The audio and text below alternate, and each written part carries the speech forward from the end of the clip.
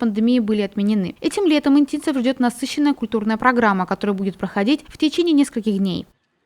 И начнем мы с 20 августа. 20 августа наша Центральная библиотека представит фольклорный фестиваль на своей площадке, поэтому, пользуясь случаем, всех приглашаю 20 августа в 15 часов на площадку Центральной библиотеки посмотреть фольклорный фестиваль «Лов Яков. Живое слово».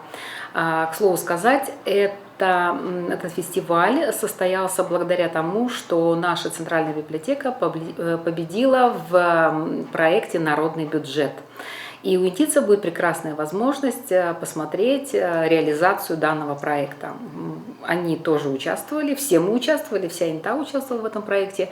Поэтому сейчас коллектив Центральной библиотеки усиленно готовится к этому замечательному фестивалю.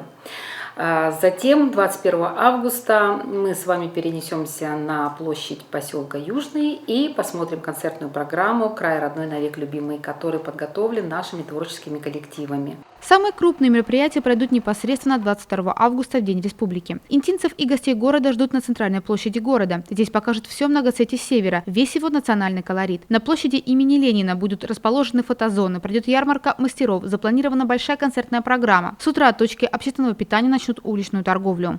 С 10 до 16 часов у интинцев будет прекрасная возможность посмотреть выставку мастеров декоративно-прикладного творчества, посмотреть концертную программу, поучаствовать в спортивных соревнованиях, которые представляют наши спортивные организации, послушать песни о городе и о республике, и, конечно, будет представлена выездная торговля. Вот такие, это очень кратко я рассказала о тех мероприятиях, которые пройдут в рамках празднования столетия Республики Коми. И хочу сразу сказать, что 24 числа у интинцев есть прекрасная возможность посетить наш кинозал Дворца культуры и техники в 12 часов в рамках фестиваля «Республика в кадрах кинохроники» состоится премьера документальных фильмов о Республике Коми.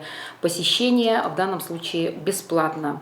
27 августа в Сыктывкаре состоится выставка достижений и возможностей различных отраслей хозяйства нашего региона «Достояние Севера», посвященная столетию образования Республики Коми. Выставка проходила с 2016 года. К сожалению, в условиях коронавируса она была закрыта. И в этом году мы также выезжаем с творческими коллективами. Пользуясь случаем, приглашаю интинцев, которые будут находиться в городе Сыктывкаре, и наше интинское землячество города Сыктывкара. Официальные письма уже направлены на Александра Николаевича Попова. И мы находимся в торговом центре «Июнь» с 10 до 18 часов. Представлять мы будем наш праздник оленевода, конечно, с новыми выкладками. Также, пользуясь случаем, хочу напомнить интинцам, что у праздника оленеводов есть свой сайт, который имеет обратную связь, и мы очень бы хотели, он работает, и мы бы очень хотели, чтобы интинцы все-таки почаще заходили на этот сайт и оставляли свои пожелания, потому что мы также усиленно готовимся все-таки к празднованию праздника, который уже полюбился всем интинцам и не только, поэтому ждем ваших отзывов, ждем ваших предложений.